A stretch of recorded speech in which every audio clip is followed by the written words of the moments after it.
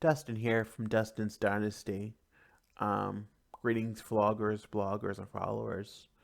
So we're on the subject of trauma, and I'm thinking of lots of trauma. Lots of individuals with autism experience a great deal of trauma through many avenues, societal norms, uh, you know, familial issues, um, issues in the education system, such as I have had um, issues in the education system, issues in the behavioral health system.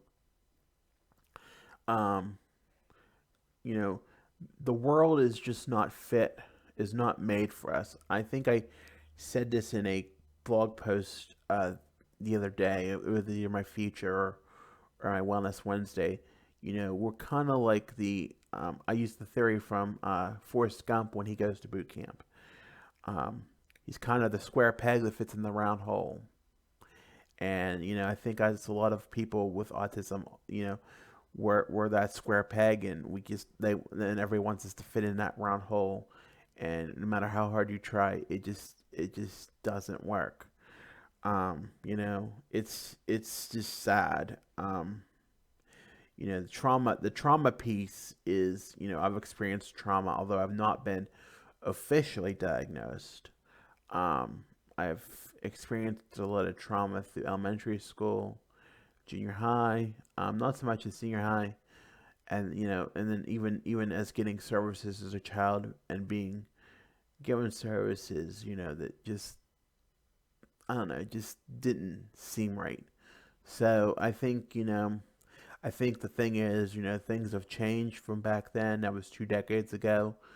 As far as the services were going, nobody knew anything about not. They didn't know a lot about Asperger's as much as they did, or that it entitled to sensory as much as it that Asperger's and sensory had much of a tie-in at the time.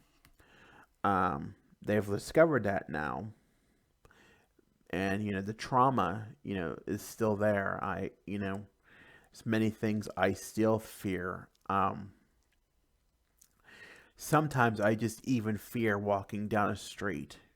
I being independent, I think it's a good thing, but sometimes it makes my fears heightened. Like, somebody's, like, you can't live a normal life, or somebody's watching you, or I think even with trauma, with law being threatened to have law enforcement involved, or law enforcement questioning you.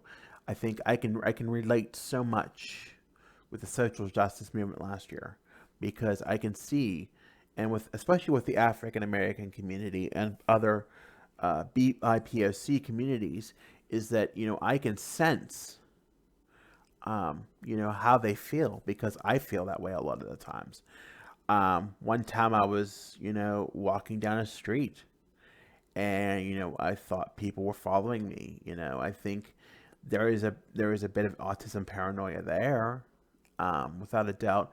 Autism and mental health issues rely a lot on each other, but I think because people, I sense if a car is driving too slow, or they're slowing down, I kind of get this traumatic thing, like people are watching me, or people are questioning what I'm doing, or just they're looking, and I think that's the thing, like with autism, is it's as much as being looked at for being a BIPOC, a person of color, or a person of a different race, where that we're perceived as, if we play the part of autism. And many times I've noticed I've gained a lot of Facebook friends in this process, and followers, and I see that a lot of and I see a lot of things on the media too. When I pull my media articles for my e-blast, and my social media channels, that that there's this look to autism, and people say, well, you don't look like you have autism, but there's this look, and especially when we're talking Asperger uh, end of the thing, and we're talking our ASD level one, our Asperger end, and I think that there is this look. It's just this. It's hard to describe, but it's like it's just the way of our body language and how we are perceived, and that could be to meltdown, shutdown. It could be to that too. And I think the world, including some local autism affiliates and national affiliates, are doing their part of educating law enforcement, and I have to commend them for their efforts.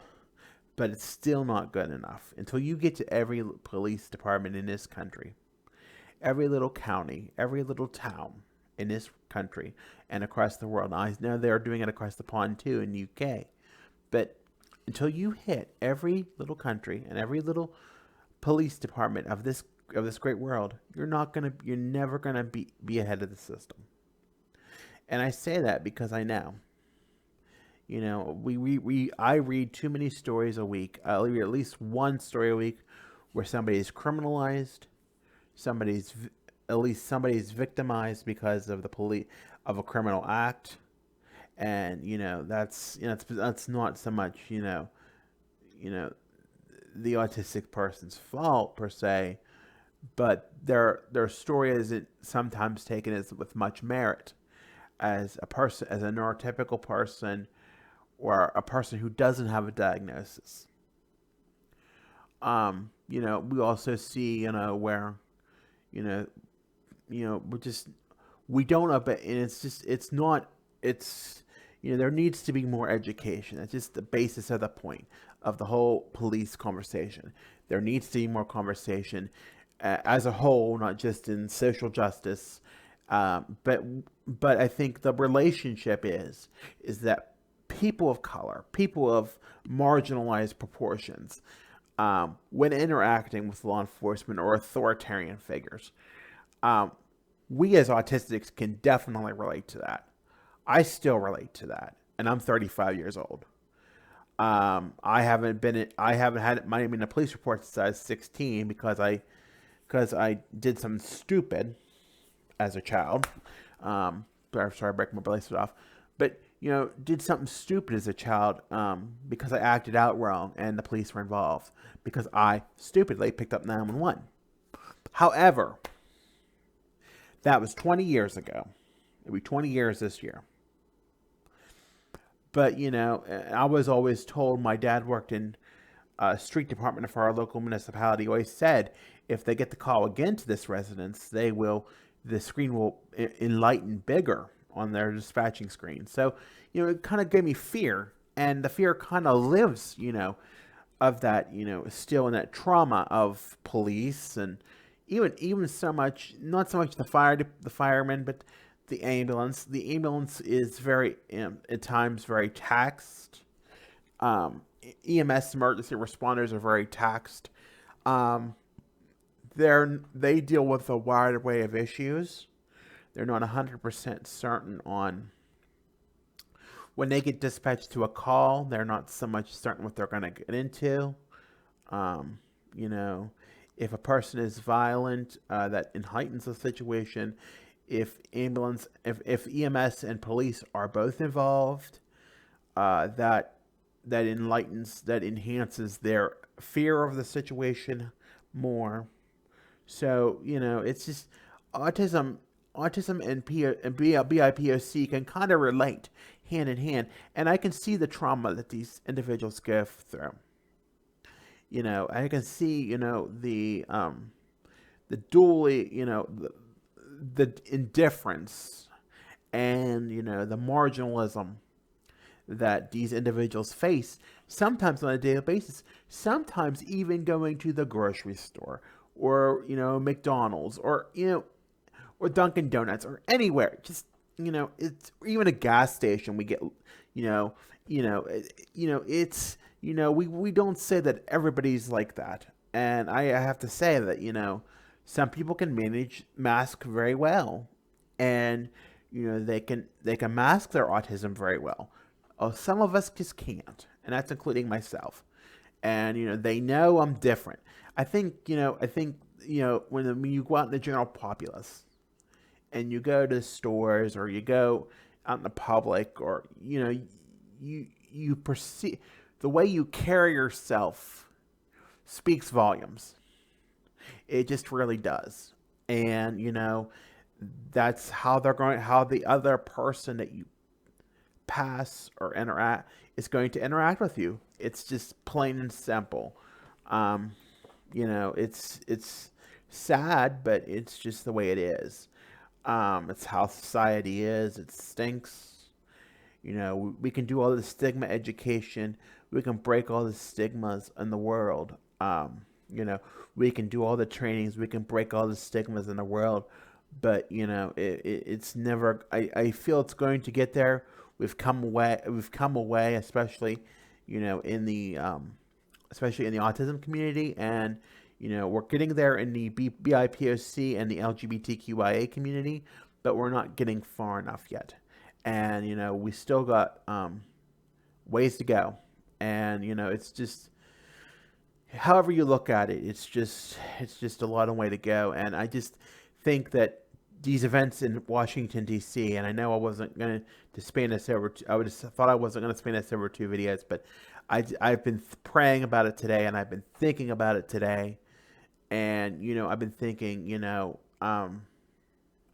if we all take a look at them videos, and we did, and I'm not saying the trauma. I'm not, I'm kind of side the trauma, because the trauma was the last video I did this week. But if we look at the classification, or the, if we were to specify that most of the individuals that in the protest yesterday in the Capitol building were of a white race and were male, generally a white race, generally male. If it wasn't that for those two factors, I personally feel, and you can take it any way you want, you can knock it down any way you want, you can, whatever. It could have went a whole different direction, and many people know that. I have spoken to many people today. If it was, and I'm not racist, please. It's what the gift of my autism is. It is, I can see that if it was that way, if there was more of a minority involved in this event would have been thwarted and taken down immediately, without a doubt. And that's just my personal opinion. So, I think, these people who, caused this yesterday did not have they were not with a perceived stigma as far as, the general eye looks. There was no perceived stigma. So, business as usual until, the lockdown last night. And, it's just sad. It's sad when we're dealing with last year with social justice, and how that played a part in just, and it wasn't just about BLM. It wasn't. It was about LGBTQIA. It was about, fair and equal rights for trans people. It was just everything yesterday. But we take one step forward, and we're trying to do the right thing by getting a good person in, or getting a person in, and you're trying to move to the next chapter, and we take 2 steps back. And that's just, I had to say that, and I'm sorry if I did. But, it's just the truth. And, that is why people with autism, a lot of individuals on the spectrum, and especially the ones who can understand this and who get it, we feel what it's like to go through trauma, and we know what it's like to experience, discrimination, and we were wrong, and, we experience those things, people, and we're going to continue to experience them. It's just a part of life, and, whatever you think, it's just what you believe in. but it's just it's not the right thing to do. And it's just, I just feel I had to say that last piece. But it's just, trauma is big in the autism life. And I think the events of yesterday really played a part in that. So with that, I want to say thank you. I hope to have a good week. Like, comment, subscribe. As always, Facebook, Instagram, Twitter, and YouTube, Dustin's Dynasty. Thank you and have a good week.